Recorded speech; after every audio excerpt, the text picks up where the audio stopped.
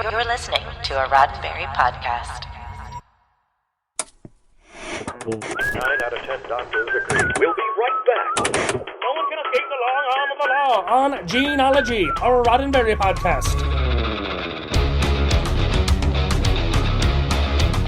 Episode 3, Police Academy.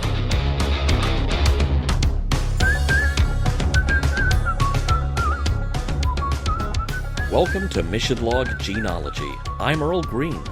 And I'm Norman Lau. Each week, Gene-ology digs into the Roddenberry archives, analyzing the scripts and shows that Gene Roddenberry wrote for at the beginning of his career as a screenwriter, long before, that show, which we all love so much. This week, we're still riding shotgun with Mr. District Attorney on his most dangerous case yet, a case that literally puts him in the line of fire at the Police Academy, of all places. Earl will be back with trivia in a moment, but first, here's how you can reach us. Gene-ology is meant to be entertaining and informative, but it's also the beginning of an ongoing conversation about the works of Gene Roddenberry. Drop us a line at missionlog@roddenberry.com and join us on Twitter and Facebook at missionlogpod. While you're at it, leave us a review and a rating at Apple Podcasts or your favorite podcast platform. And please remember, your comments could be used on future installments of Gene-ology. And now, here is Earl, fully loaded, fully chambered, with this week's trivia. Thanks, Norm. We've mentioned previously that David Bryan, star of Ziv Television program's run of Mr. District Attorney, had previously played the character on the radio.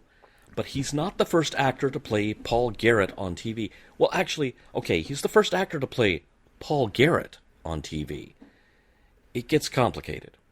This was Mr. District Attorney's second television run. Never mind the Marvel Cinematic Universe, there's kind of a sprawling multimedia franchise spawned by Mr. District Attorney. Digging into the history of this early media franchise also revealed why some of IMDb's listings for the show have other writers sharing credit with Gene on episodes where he's the only name on the script.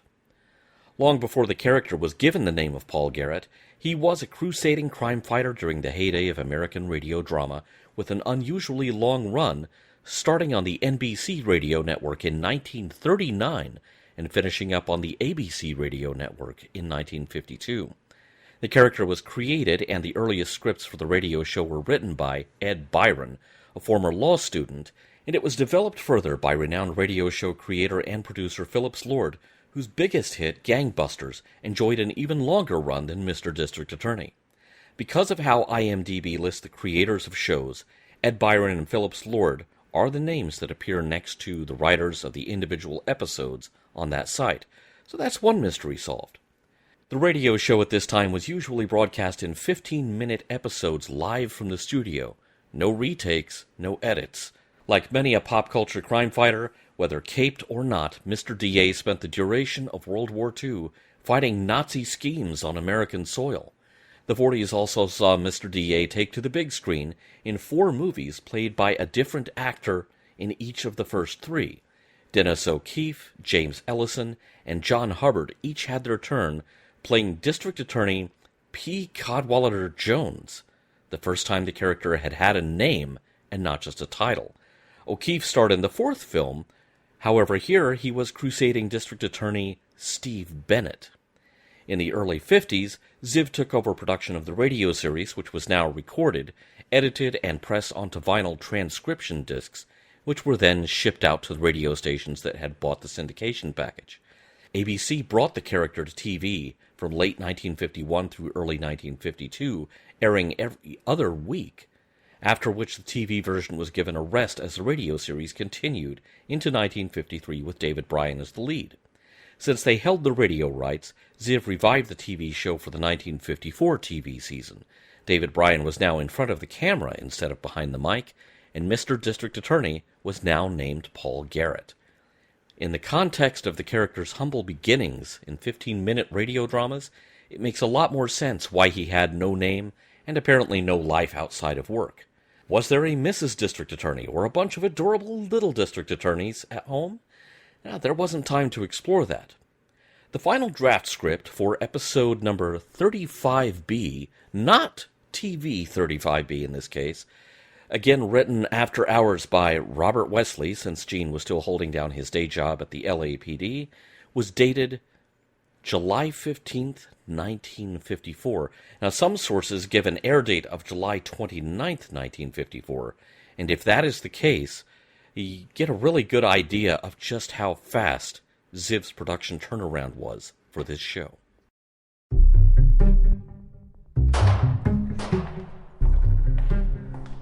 Your office said I'd find you here. We finally got a break. Johnson killing? One of the real old-timers at the jail recognized a face. Ex-con by the name of Morton Slade. What makes you think he's the killer? First of all, he was picked up inside the police court. He rode through our lines in the B-Wagon.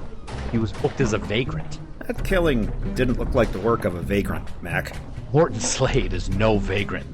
His M.O. is violence.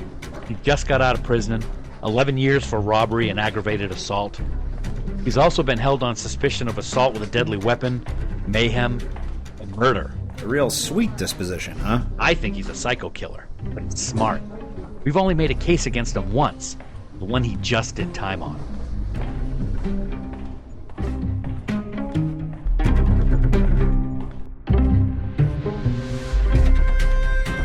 When crime rears its head, District Attorney Paul Garrett is the man who organizes the law enforcement effort to stop it in its tracks and bring the criminals to justice. Act 1. Skid Row. It's not a place anyone intended to end up, least of all Willie Jenkins, a panhandler. He's disheveled, but not desperate. He knows how to size up his marks and adjust his approach to achieve his outcome. But he does occasionally get it wrong, such as when he hits up Morton Slade for a few coins. They know each other, but Slade's just gotten out of prison. 11 years hard time, he says, and it's changed him for the worse. Slade has the 1,000-yard stare going and is ruminating about the time he spent behind bars. And when he sees Officer Johnson, the policeman who cordially patrols Skid Row, Slade gets stone cold. Johnson was the one who arrested him 11 years ago. Slade wants payback, with interest. Willie wants nothing to do with this and warns Slade he'll get a worse sentence than 11 years for killing a cop, but Slade's too far gone to listen. Worried Willie gets as far away from Slade as he can. Slade's armed with a .45 caliber automatic and a hunter's instinct and patience. He creates a distraction that will draw Officer Johnson's attention, and when Johnson turns the corner, police baton in hand, Slade's waiting with his finger on the trigger. Man down. No witnesses. Johnson doesn't even survive long enough to tell anyone who did it. Paul Garrett emerges from the DA's office, and when he hears police sirens, turns on the police band radio in his car. Man down. All units assist. But when he gets an update from Captain MacPherson of the Patrol Division, it's not good news. Officer Johnson has been killed in the line of duty, and aside from some vagrants picked up from Skid Row, no suspects. Garrett orders all the vagrants to be booked, fingerprinted, and processed. And that includes Slade, who gets picked up and brought downtown after getting into a tussle with another resident of Skid Row. He's fingerprinted and photographed, though he gives the name John Smith at his booking. But his photo is seen by one of the older policemen at the jail, who recognizes John Smith as Morton Slade. Garrett is getting in a little bit of time at the police firing range when MacPherson breaks the news that Slade might be a suspect. MacPherson knows that Slade is a slippery customer. The only time he's ever been sent to prison was the 11-year sentence he just completed. The big problem with Slade, as the prime suspect in Johnson's murder, a complete lack of evidence. But there's a break in the case. Willie is putting in some time as a trustee at the police academy after being picked up for vagrancy again. When he overhears Garrett and MacPherson discussing the case, he volunteers some information, namely that Morton Slade told Willie in advance that he was going to kill Johnson, and Willie feels remorse for not trying to warn Johnson. But this is still second-hand information. Garrett and MacPherson need to bait a trap for Slade, and they need Willie to be brave enough to be the bait. Act 2. At the police academy, Morton Slade is also now a trustee, working alongside Willie, who is terrified of the man. Willie tries to show Slade how to hang new targets for the firing range, and points out that if Slade doesn't do his share of the work, he'll be headed back to jail. What Slade doesn't know is that the target area at the firing range is bugged. In an office at the police academy, Garrett and MacPherson are listening in and recording. Willie asks a very pointed question about killing Johnson, and Slade nearly snaps. Garrett gets cold feet. He doesn't want Slade to kill Willie, too. He has a backup plan, but it's far more dangerous, involving putting a gun in Slade's hand, full of dummy rounds, and putting Willie in far more danger. But MacPherson wants Slade bad. He killed one of MacPherson's men. If Garrett tells him the plan, MacPherson will take the risk and the responsibility. Garrett decides he too can take the risk. They walk past Slade as he's tending to his groundkeeping duties, with Garrett feeding MacPherson a line about Willie offering testimony against Slade. "Oh hey, let's go swim some laps in the pool." MacPherson makes a point of saying he's going to leave his gun and ammo in the car. The trap is now wide open. Garrett and MacPherson are out of sight, though what they're actually doing is checking in on Willie to make sure one last time that he's okay with being part of their plan. Slade breaks into MacPherson's car for the gun and ammo, but then Slade slides into a gun repair room to replace the ammo with hollow points, all the better for eliminating Willie before he can snitch. He finds Willie tending to the Memorial Rock Garden on the Academy grounds, but he just has to monologue at Willie rather than simply pulling the trigger. And of course, Garrett has bugs planted, recording everything, and in the course of monologuing, Slade basically confesses to Johnson's murder. Realizing that Slade's ammo swap puts Willie's life in serious jeopardy, Garrett breaks cover and draws Slade's fire so Willie can escape. The trap is sprung. It's a firefight, and they have to keep Slade pinned down in the rock garden so he can't escape into the 40 miles of woods behind the academy. More police close in on Slade, including fresh-faced cadets who haven't been in a real firefight in their lives. But Slade has enough ammo to hold out for quite a while, and no qualms about using it. Slade also knows the woods are his best chance for escape, and finally breaks cover to try to race away from the academy grounds. A young cadet blocks his path, draws down on him, and shoots Slade almost point blank before Slade can return the favor. Since the cadet had been putting in his time at the firing range, that one shot is all he needs. Slade is dead.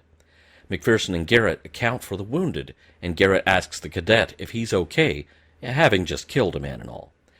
Then Garrett notices the name tag on the cadet's uniform and suggests to MacPherson that they have found the perfect man to take over Officer Johnson's vacant beat. After all, this is Cadet J.E. Johnson, Jr., Officer Johnson's son, and it seems only fitting. Garrett surveys the scene, takes a deep breath, and realizes how lucky it is that Morton Slade didn't get to kill anyone else and add any more names to the Memorial Rock Garden. The end. Fantastic recap, Earl. We are in the third, actually, of these recaps. And in breaking down the scripts, I have a question before we jump into the observations. Are you starting to get a little bit better understanding and cadence of just how the script evolves over time? Like what we should expect from a script? Like how the story is set up, the scenes are set up, the characters are, established, things like that?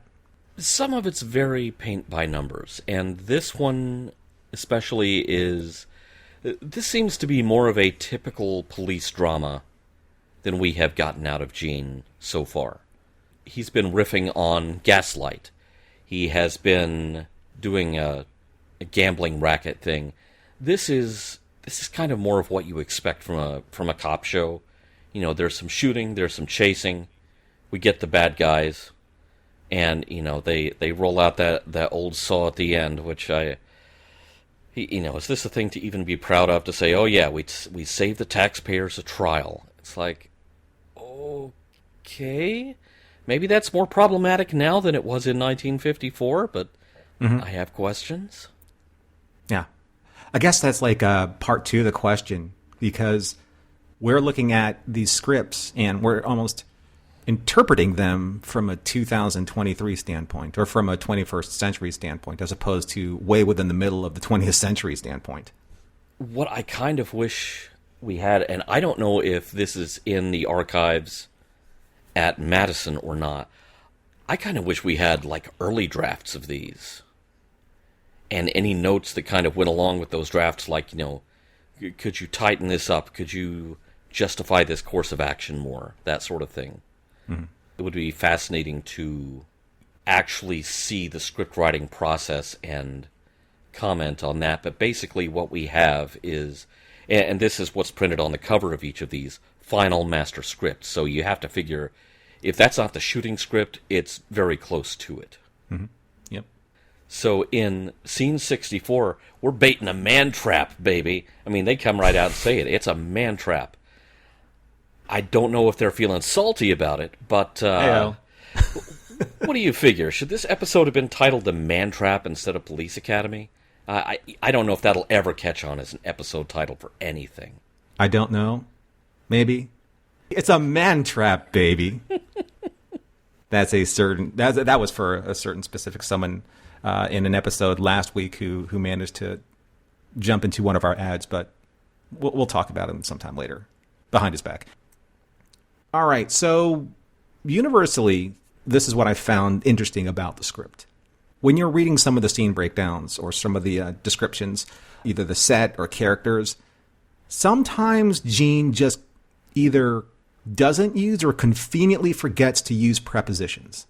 Like the. Like all of a sudden it's Willie takes rock and moves it to floor. I'm just, making something up, but it's like, why just skip the? I mean, he's a writer. He knows basic grammar.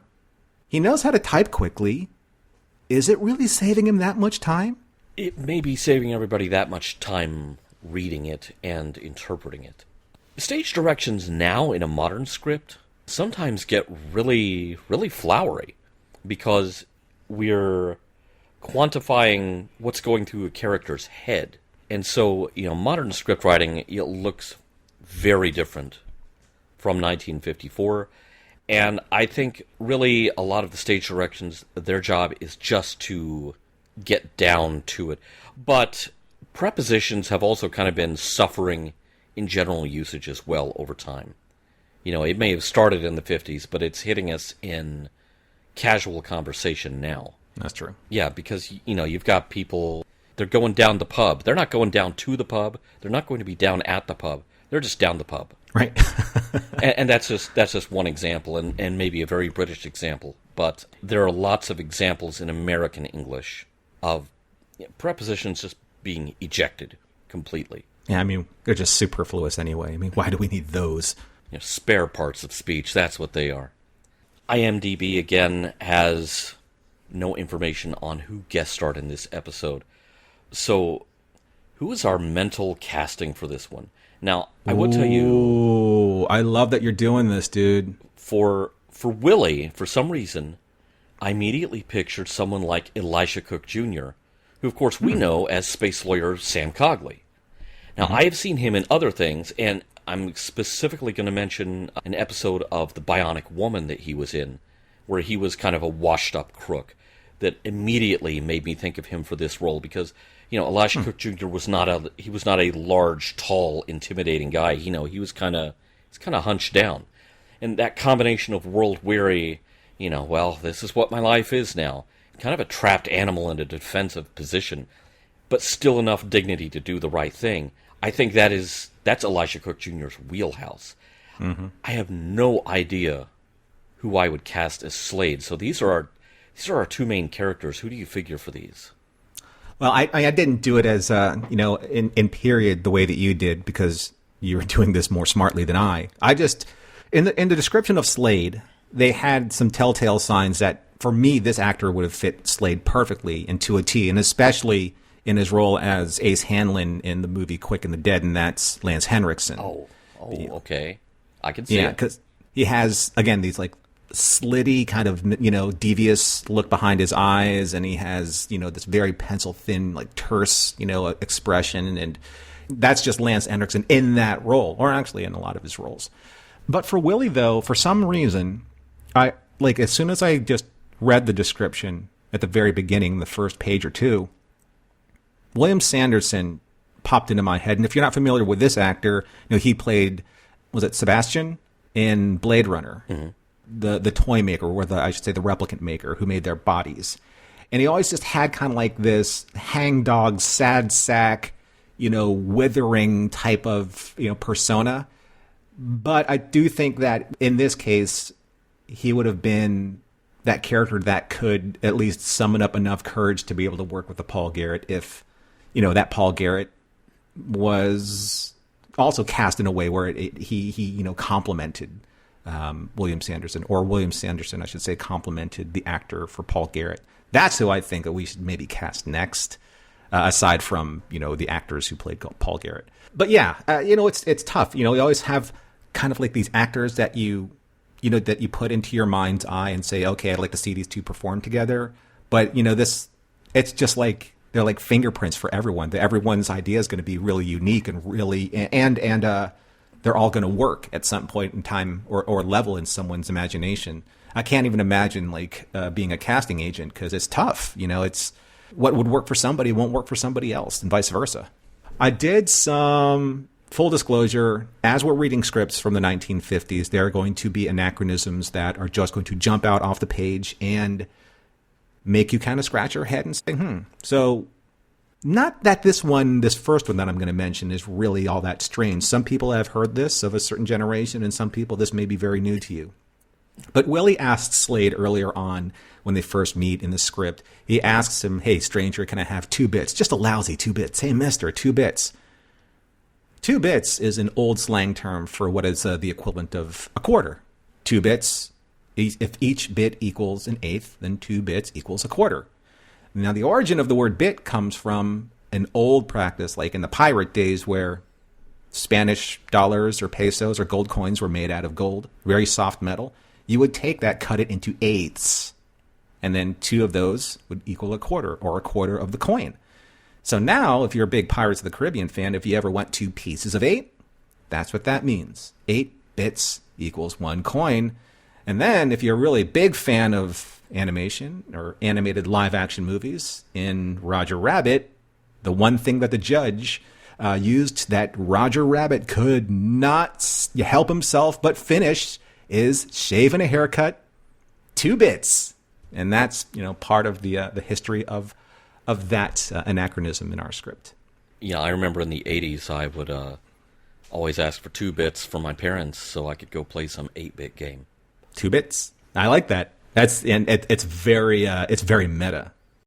Speaking of meta, we've talked about recycled names in Gene's script so far. We've had Riker in Defense Plant Gambling. We also had a more loosely associated name, Klingum, which we believe was the origination for Klingon in last week's episode, which was Wife Killer. Now we have another name, and it's not as recognizable for some, but MacPherson is a name that I remembered before, because in the episode Space Seed in Gene's other famous science fiction show, MacPherson was one of 3 of Khan Noonien Singh's Supermen that he called out to when he was asking them to report in when the armory was being gassed and when Khan was fleeing the control room, or the briefing room. So he said, "Armory, this is Khan. Report. Rodriguez, Ling, MacPherson." And that always stuck with me for some reason. But then again, Space Seed just lives in my head rent-free. When you came across the term B-Wagon parentheses Black Maria for scene 34 long shot, did you look that up? I had to look that up because I had no idea what was going on there. Neither one of those terms really registered as something that I already knew. I did indeed have to look up what a Black Maria was, and basically it's a police van. Yeah. That's one of those things. How did it get that name? Did you do any further research into that? Yeah, the OED, as they say, or the Oxford English Dictionary, lists the first usage of Black Maria in 1835. An example from Philadelphia was published in 1852. Brewer's Dictionary of Phrase and Fable suggests that the name came from Maria Lee, a large and fearsome black keeper of a sailor's boarding house whom the police would call in for help with difficult prisoners. So it is a derogatory statement at best. Yeah. A shortcut to a period of time that was famous for derogatory statements at best. Wow. So, yeah. Yeah, for some reason, the reason I didn't do that further research was I was almost afraid of where it would lead. Well, again, we're looking at these observations as call-outs of a certain time and period, whether the merits of having them in that period are one thing or another, that's for a completely other show, because I think that we would have content that we would never run out of, from that standpoint. Each show would be 3 hours. Mm-hmm. Now, in Scene 91, we have a bug recorder, and it looks again, because we're seeing words on a page, it looks like it says the record spinning. I look at that and I think of the record spinning, and then suddenly I'm, singing along with Dead or Alive. But you spin me around, baby, right round, like a record player? Is that Dead or Alive? Right round. Mm-hmm. I think in this case it has to be the verb form of record. The recorder is spinning. This must be some police lingo that Gene was using casually, that everyone on the show understood, no one questioned. How big do you think that thing was? I mean, we're talking about, I don't know, we're not dealing with the level of sophistication. Table. Yeah, like there is a movie that the Zuckers did. Is it Zuckers or Zuckerberg? Zuckers, yeah. Zuckers did. Like, it was a parody of, it was Kentucky Fried Movie, but in the Kentucky Fried Movie, it was a parody of Enter the Dragon. It was called Fistful of Yen. I know which scene you're talking about, dude. And the Bruce Lee character was trying to get around a quote-unquote bugged room, but every single time he said something in secret to his confidant, there was a bigger and bigger and bigger recording device, to the point where he walked around into a sound booth where two guys were recording and a boom mic was in his face, and he said, "But that would be wrong." Right? That's what, how big were those bugs, of this particular era? Because, it's the LA Police Department, it's the DA's office. It's not like they're dealing with spy level equipment, right? Right. And you also have to keep in mind, this is TV at a resolution that makes what we think of as standard def look pretty darn high resolution. I'm sure this was a giant open reel recorder that took up a whole table, because it's got to be visible on camera. Right. And I'm sure they did lovingly detailed close-ups, pushing in on the microphone so you can't miss it. Pulling aside that curtain, and there's these guys, with a boom mic and headphones on. That would be wrong. That actor was such a good sport. That was the great Evan Kim. Yes. Yep. Here's one thing that stumped me, and I really need your help out there, the audience, to see if you can figure this one out, because I looked all over. I Googled food, and my Google food was pretty strong. This one, though, it got the better of me. So, scene 65. So, Willie says this to Slade. He says, "They'll sack you back to a tank if you don't do a fair day's work. Go." I have no idea what that means. I mean, sack you, sack, that used to be the slang for fire. So basically saying they'll fire you from whatever cushy job you are as a trustee. Another word that I actually didn't know anything about, a trustee, is, I guess, someone who's trusted enough to do menial work and has special privileges at the police academy if you're a criminal. I guess that's what that is. Yeah, I think special privileges, you don't have to wear a ball and chain. Yeah, I guess you're a model prisoner, right, that can obviously be trusted around live ammo and hollow piercing bullets or hollow point bullets. Yeah, and people leaving guns in their cars would. But anyway, I've heard of the phrase "the tank" as being jail, like spending a night in the drunk tank. So they'll send you back to jail. Yeah, they'll throw you back in jail. That's so I'm just kind of drawing on context clues there. There's no research on my part, but I have a feeling sack you back to the tank. They're going to throw you back in the pokey. Right. Man, I just described one colloquialism with another. This is, if I was going to confuse an android, I would be well on my way. That's a talent. And not many of us have that. That's why you are you, my friend. One last observation I had. This is when it's described this way, and I'm like, is that what I think it is? So, scene 76, Slade rises slowly out of the bushes, watches them walk off, them meaning Garrett and MacPherson. He stares as if trying to make out whether it's worth a chance or not. Looks up and down the street. He hurries to the car. He breaks open the wind wing with back of elbow, gets gun, and quickly stuffs it down to his trousers. So a wind wing is something that doesn't exist anymore. It was a triangular window, a small triangular window that was at the very front of the driver's side and passenger side windows. On a hinge. On a hinge. There was no air conditioning in cars back then. So basically what you did to get airflow through the car is that you would pivot these open on a hinge, and then you would essentially let air go through. And it looked like a little wing that basically deflected the wind inside the car. But we've seen this time and again. If you're a fan of black and white TVs, they're very flimsy. Like the hinges on these windows are flimsy. So you could essentially elbow that hinge like Slade did and knock it open and then reach your hand in, reach the seat and get whatever you wanted. Newspaper, book, revolver, right? So, but that is just something that I love seeing these references because they were parts of the plot and parts of the action to move the plot forward that don't exist anymore. I was delighted by that detail too, primarily because I knew exactly what they were referring to. I did not know it had a name. It was like the opposite of a sniglet. Does anyone remember, what was that, Not Necessarily the News? And Rich Hall doing sniglets, words that should exist for things that do exist, but there's no word to describe it. It's like, well, we didn't need a sniglet. It's the opposite of a sniglet.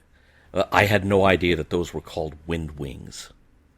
Because I remember those on my grandmother's car, which I think was like a 74 Chevelle. So again, we're not talking about ancient history. We're talking about when we were little kids. Wind wings were still a thing. And a lot of people, in the 80s, they would use those as essentially the way to ash their cherry off of their cigarette. When you're smoking in the car. I wouldn't know. I didn't do anything like that.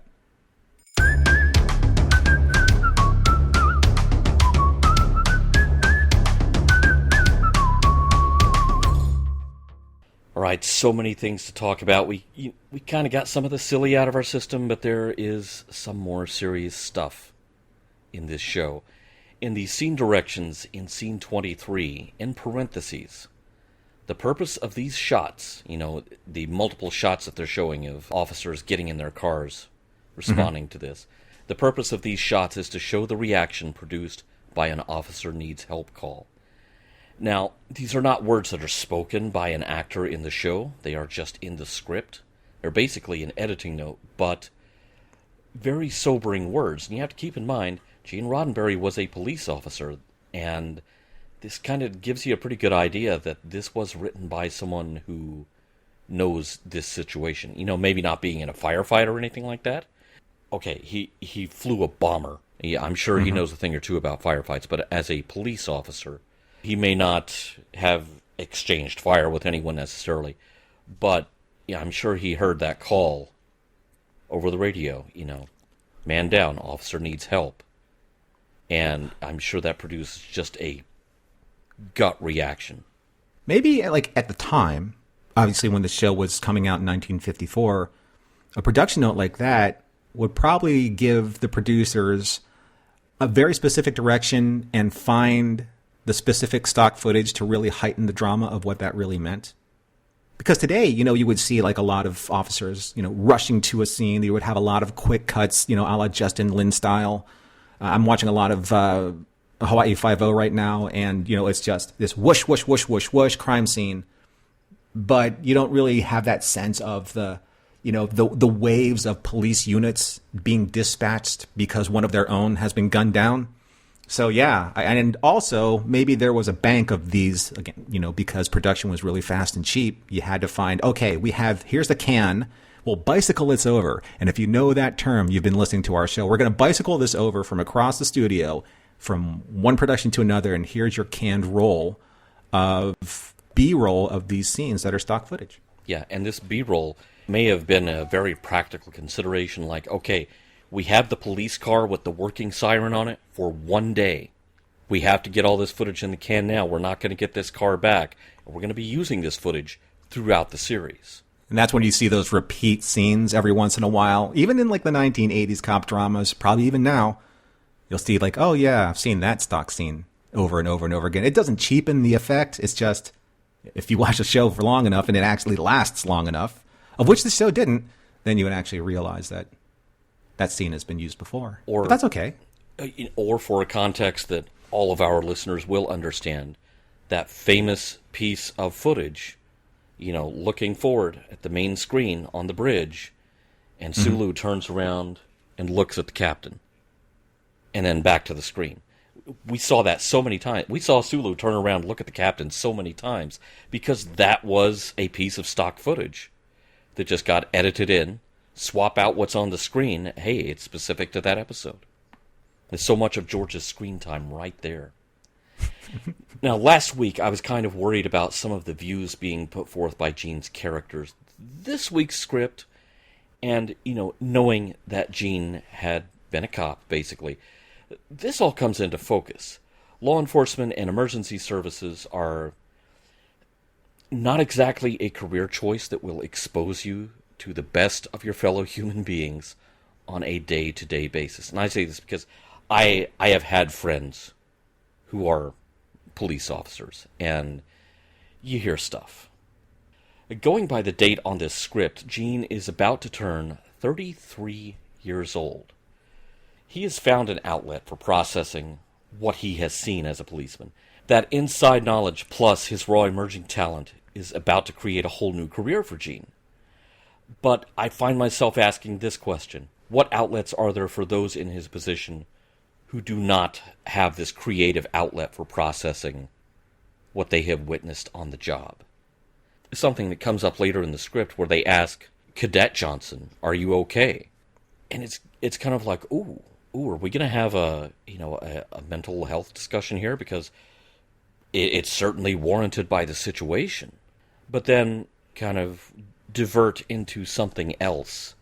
And it again kind of points back to what we were talking about in the previous episode about, stiff upper lip, and be the mighty oak, show no weakness, show no emotion. Sissy stuff. Yeah, exactly.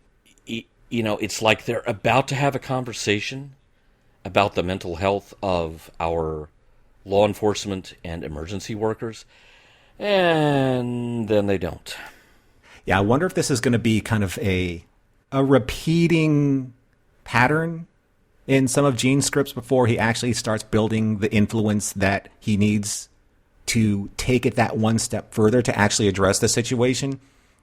Because from what I understand, this career and other careers like it, not Gene's writing career, but his law enforcement career, or any career where you see some of the worst of humanity as part of the process, whether it's if you're in medical care, health care, see people come in for whatever reason, it just takes a toll on the psyche. So these professions have high levels of substance abuse, marital issues, suicide, yeah. And they all stem from not being able to properly diagnose the toxicity that is eating away internally at a person. And I think it's a really, really interesting idea that you have here. Like, okay, who does Paul Garrett talk to? Who does MacPherson talk to? Because Johnson was his friend. Who does Klingham talk to? Who does Riker talk to? But I think that in the context of where we are in 1954, that will never be addressed because of the no sissy stuff, keep a stiff upper lip, mighty oak programming of that the masculinity script that we talk about in the previous episode in Wife Killer. That's squarely what's at play here when it comes to, I think, why. I mean, I'm sure that there are or have been people in this industry, in this profession, that have been able to talk to someone, but you would never have heard about it, right? You would never have heard about it because they would never talk about it with their friends. Like, yeah, I went to go see a psychologist today because I've been having problems. Said probably, Bob, to Joe over the course of a barbecue as neighbors when their kids were in the pool and their wives were making hot dogs, right? Yeah. That mental picture of the 1950s. That conversation probably never took place, or if it did, no one ever admitted to it. Yeah, I mean, that would be tantamount to admitting that, Olga's buying your golf clubs. Exactly. Yeah, exactly. It's just, It's not a thing you talk about in polite society. Generally speaking, I really liked the script for this episode, but I've got one really big structural complaint with it, and I'm just going to dive right in. Because the diversion that takes us away from discussing whether or not Cadet Johnson is okay, having just shot Slade, this is where we find out that he is Cadet Johnson. And to me, that just seemed like the most obvious twist imaginable. And it's kind of a 1-2 punch of predictability. And it's disappointing because up until then, this is a really gripping story.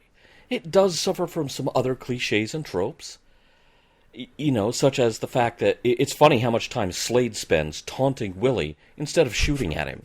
I love how you brought up monologuing Willie. That was good. He's Slade, Gull Slade. We have another Cardassian on the loose here because he's just monologuing endlessly. But, I get it. Talk is cheap on film. When you start shooting blanks and setting off explosive squibs, and you've got to, they have an officer get hit in the arm, well, you've got to do moulage makeup for that, which is, wound makeup. Okay, Now you're burning cash at an alarming rate. Assuming they actually shot it as written, I would love to see how this actually turned out on film. I would love to see if the police academy is staffed at least as well as the hospital in the previous episode. How many cadets did they have access to here? But the whole twist where, of course, this is Johnson's son, that really bothered me from a structural standpoint because it was like, oh, no. It's such a trope that it's almost a joke immediately. I'm of two minds of this because I see where you're coming from.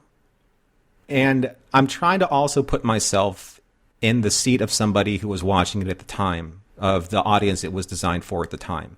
So the me of today, it seems, again, very transparent, very telegraphed that this would be the case. I completely agree with you there because I think that our level of sophistication and understanding kind of like the narrative subterfuge or subversion is, we're well practiced at identifying that when it happens. The Sixth Sense, really. If anyone didn't figure that one out in the first 10 minutes, then I'm sorry. I thought it was that obvious. And so are a lot of Shyamalan's movies. For some, right? But for here, like I saw it coming. But at the same time, though, in 1954, maybe I wouldn't have seen it coming because the level of subversive storytelling at the time, from what I understand, wasn't the status quo. That these were like these Rod Serling Twilight Zone moments when you pull back and all of a sudden the reality is not what you believed it to be. And in this case, having Johnson's son be the one who avenges him, but not avenging him the way that I'm going to avenge my father's death, but he's just there becoming the next cycle of Johnsons, like serving the police and serving the community. I thought that was interesting for the audience at the time because there is kind of like this mentality of father passing on tradition to son, or teacher passing on tradition to student, or mentor, to mentee. It was a very patriarchal society at large back then where the father would be the one that the son looked up to in terms of not just values, but of professions as well. So I thought that was fitting for the story, albeit, I agree with you, Earl, albeit incredibly telegraphed from a subversion standpoint. I like how there was justice served at the end of this, as opposed to the previous episode we did, Wife Killer, where we didn't really feel like justice was served. It was subverted, but it wasn't served in a point where it was satisfying. So you see this wonderful full circle moment where Slade kills Officer Johnson Sr. and is about to kill another innocent person until that innocent person who ended up setting up Slade was the same person who was Officer Johnson's friend, and that's Willie. And then Johnson's son, Johnson Jr., ends up saving Willie and Garrett because he's next in line to serve the public from this family. So it's an interesting way of looking at it from, again, a 1954's standpoint of this is this rite of passage that's happening.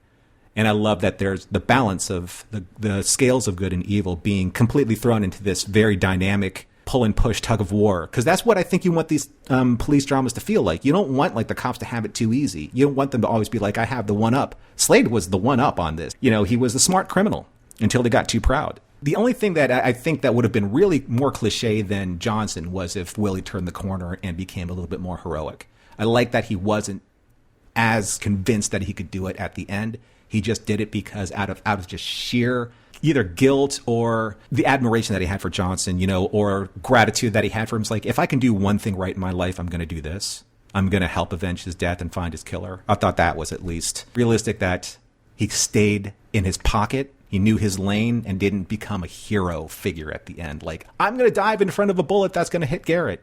That would have been cliche for me. Yeah. I'm just glad Willie made it out alive. I mean, we assume he did, but the script makes a point of saying, he dives for cover, he gets out of the way. And then, from that point on, we're really no longer worried about Willie. He's not in the show anymore. Now, if we are committed to the ending, the successor to Officer Johnson is Cadet Johnson. This show brought to you by Johnson & Johnson. Well done. I find myself wondering, and this is not directed at, solely at Gene's script. This is kind of me questioning the producer, the director of the show back in 1954, the story editor. Could they have shaken things up a bit more? Could this have been Johnson's daughter instead of Johnson's son? I hate to fall back on the cliche of, she could have been training to be a meter maid. That's me rolling out a term from a bygone era, but I'm trying to think of what would have been a role for women on a police force in this time period. I really wanted something, if we're going for this trope, let's shake it up, let's unexpect the expected, and let's do something different. But, of course, again, for Gene's part in this, he is a new writer trying to fit into an existing show. You do want your material to stand out, but this is not your time to buck the system and walk into the room and say, hey guys, we're doing an off-format show, we're getting weird with it this week. That's not your job as a new writer. Right. If he had taken this opportunity to color outside the lines that this show stays within, a story editor or producer would have steered it back towards something safe and predictable, something they were comfortable with. And this is the tightrope you walk if you're a newly minted TV writer. Yeah, I mean, I guess the big question was, were women allowed in the police academy, at the cadet level at this time? So I had to look at that. I think you bring up a really good question, and I think that this was in line with the way that Gene subverted expectations with his writing. And later on, we become accustomed to Gene placing women in prominent roles in his future shows. I mean, so it's there. It's the opportunities there. So even if he wanted to entertain this idea, I wanted to see if it was even possible. So I did some digging. And I went to police1, that's the number 1.com, and I found this article from March 28th, 2019. The article was written by Betsy Branter Smith, and it's titled Police History, The Evolution of Women in American Law Enforcement. So the synopsis of this article is, the story of women in law enforcement continues to evolve as police departments discover that female officers bring particular gifts and abilities to the profession. So I pulled an excerpt out of this article that I found, appropriate and relevant to this, especially with your idea, Earl. The Los Angeles Police Department went a step further in 1910 and swore in Alice Wells as the country's first policewoman with badge number 1. 5 years later, Wells founded the International Association of Police Women. The Los Angeles County Sheriff's Department swore in Margaret Adams as the nation's first female deputy sheriff in 1912, though Adams' duties primarily involved evidence processing. Women continued to serve police departments in limited ways until the Great Depression and World War II in the 1930s and 1940s. These events increased competition for jobs in the United States, and the opportunity for women to compete with men for law enforcement roles was diminished. Women continued to serve increasingly in support roles, however, such as dispatch and other quote-unquote desk-bound duties. Now, this part of the excerpt, Earl, is what I found particularly important to your point. The tide began to turn in the 1950s as women in law enforcement moved into more male-dominated roles and began to compete for promotion. In 1956, the International Association of Women Police was formed, further supporting advancement for female officers. In the 1960s, as police departments increasingly battled prostitution and illegal drug sales, agencies developed an expanded need for women crime fighters to serve undercover in vice squads. Finally, a major turning point occurred in 1968 when the Indianapolis Metropolitan Police Department assigned responsibility for Car 47 for the nation's first female patrol officers, Elizabeth Robinson and Betty Blankenship. Yes, for all of you who are playing the home game, I did say Car 47. Car 47, where are you? Okay, so it's not completely implausible that you could have had women as police cadets in this scenario. J.E. Johnson Jr. could have been Jenny Johnson, and it wouldn't have broken the universe. It would not have been outside of what society was doing at the time. That's all I ask. Just shake it up a little bit if we've got to go diving in for the trope like this.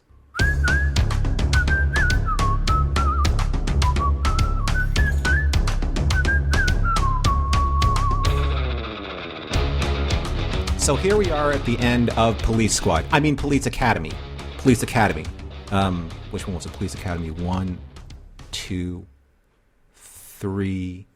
What was the one with Janet Jones? My favorite one? I'm just 5. I'm just glad this... Oh, that was Operation Miami Beach. Yeah, I'm just glad this Police Academy is more Roddenberry than Tackleberry myself. So what we do here at the end of Gene-ology, as we do in our standard mission log podcast, we take a look at this episode, our discussion of the episode, and find the one thing that is the through line from Gene's work, and that is the moral. If there is a moral or a message or a meaning, even in the earliest versions of his work, of which we are looking at the third script, the third final draft script that he sold for the series Mr. District Attorney. So what did we find, Earl, if anything? Was there one of the vaunted triple M's, or all of them, that we usually find in the other Mission Log podcast? Well, that's an interesting question, because this is, quite frankly, this is an action episode. You know, if these were phasers instead of service revolvers, this episode would be a lot of pew, pew, pew. However, there was one scene that kind of stuck out at me that I was very glad it was there. And it's a scene where we are discussing basically risk versus reward. Garrett knows he's going to have to play all the cards that he holds to get the evidence he needs to bring Slade up on charges. But he also knows that he's going to be putting Willie in mortal danger to do it, and he stops to question that. I am glad he stopped to question that. Garrett is absolutely right to spend a minute reconsidering his plan and having kind of second-guessing himself there. Now, the tropes of the genre, this is a cop show. They demand that justice be served and that Garrett put the plan into action anyway. But before we got to all the pew, pew, pew, I was very glad that we pumped the brakes for a second and had our hero of our show questioning himself. Do I really want to do this? Because, you know, what he's really asking himself is he's staking another man's life on it. That read to me as, you know, a real conversation that a Paul Garrett would have with himself. It read as a very adult element of the story, before it turned into pew, pew, pew. And very responsible. And, I'm glad that whereas some of the back half of the episode gets into just open fire, let this guy have everything you've got, let's bring him down. Before we get to that point, we have some responsible adult thought here, fueling Paul Garrett's decision. However, ultimately, the thing that still bothers me is that for all the maturity that the story gains in that moment, a lot of that is kind of, chucked out the wind wings, because we are Nice. We are on rails now toward the most predictable conclusion you can possibly imagine.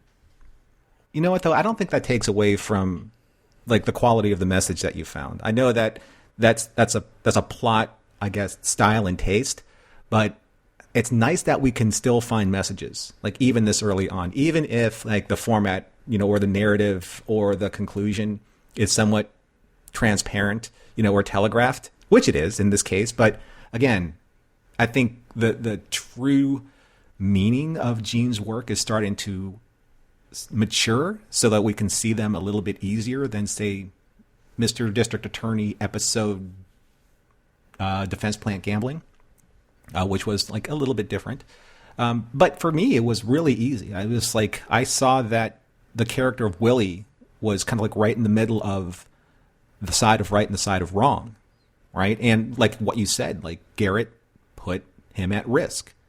But I like that Willie stepped up to that challenge in the situation that he was in. He was an invisible to society. He was on Skid Row.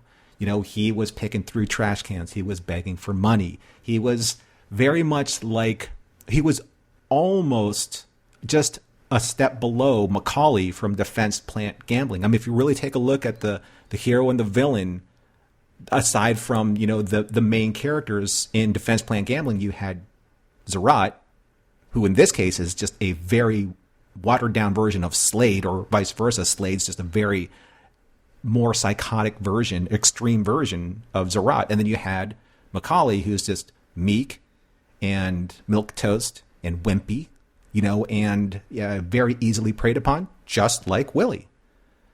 But nowhere in Defense Plant Gambling did you have Garrett have that moment where, like, we can't force you to do this.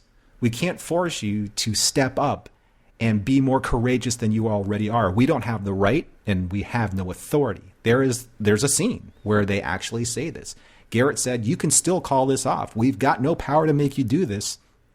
But Willie says, I figure maybe I owe this to Johnson, maybe to myself too. And this is a nice stepping stone, step up from what we saw with Macaulay. Because Willie, he's not a hero.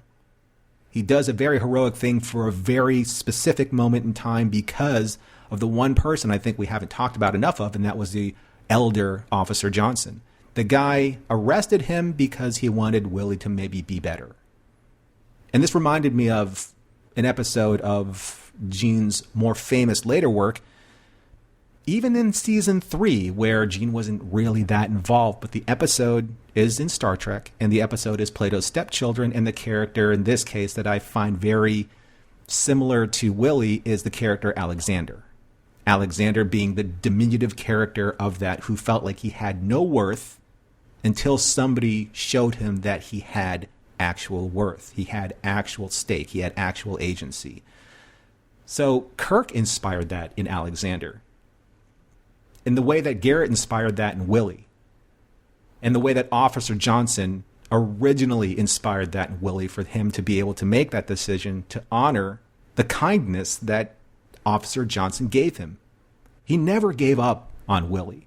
And I think that that was the kindness that inspired Willie to do the right thing, maybe for the first time in his life, and just stand up for a friend because he didn't deserve to be murdered in cold blood.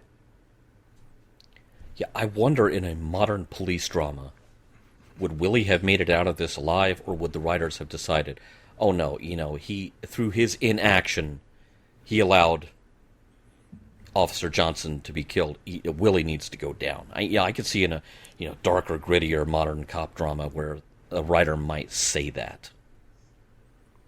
But I think that would have been unfortunate. And I know it's stylistic for now because it's edgy, and it's controversial.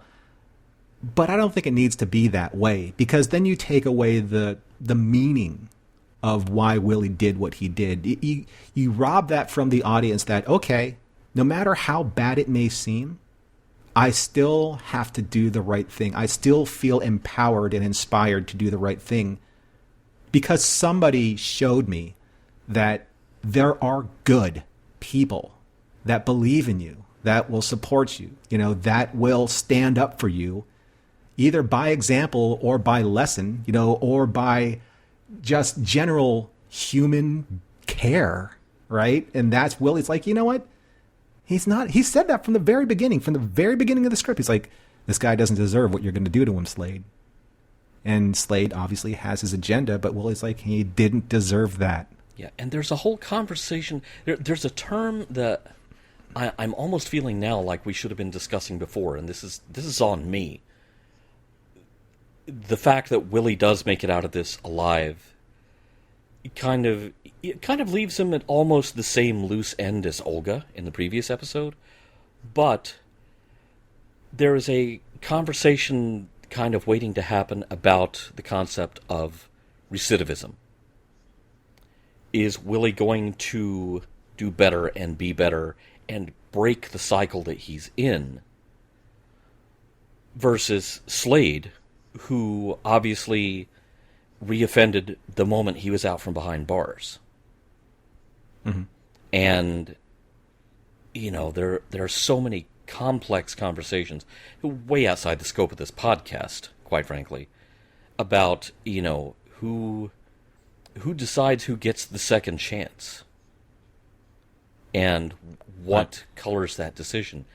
And that's so far over my head, and yet it feels like something that this episode doesn't really mention, but hints at, and, you know, maybe kind of find myself wondering in the whole comparison, you know, in the audience of 1954, comparing Willie and Slade, if, you know, that conversation happened in anyone's living room after the show was over. I mean, what I find most interesting about what we're doing, I'm seeing a gradual shift in not actually caring about the ongoings of the actual main character of this story. We actually care about the side characters of the story and what's happening with them. Because I think that as an audience of today, we know that Paul Garrett is the hero. We know that nothing's going to happen to him. There's nothing really consequential that he's going to do that make us look at his character and say, what a tough moral decision he's making. How's that going to affect him? How's it going to affect his life? How's it going to affect, as you affectionately put it earlier in the description, Mrs. District Attorney and the District Attorneyettes, or the little ones? He is the vehicle for which the drama is being served through. The characters that we really care about are the ones that actually feel like real human characters, right?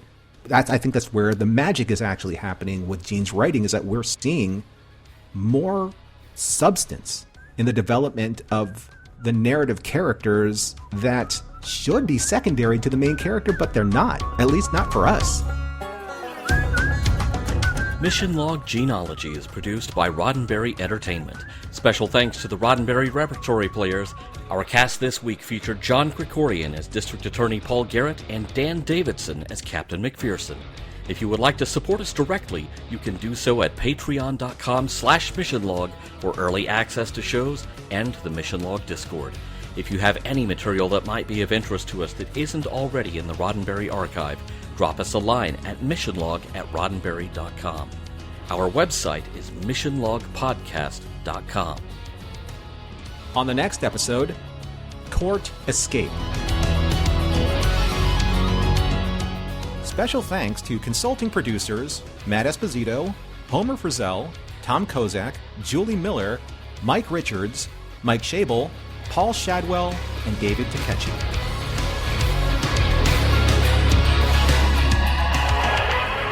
We'll be back next week with more of your favorite programs. This concludes our broadcast day.